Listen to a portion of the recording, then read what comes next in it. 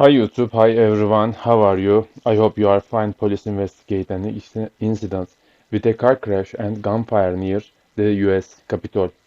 Police are investigating an early Sunday morning incident in which a man crashed his car near the US Capitol and fired multiple gunshots before killing himself.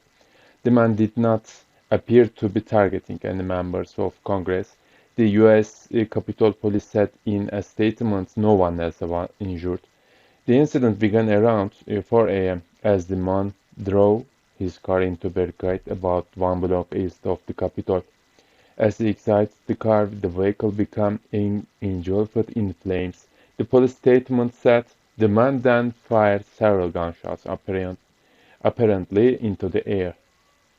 When our officers heard the sounds of gunfire, they immediately responded and were approaching the man when he shot himself, Capitol Police said.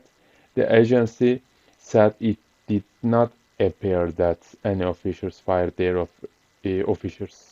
weapons.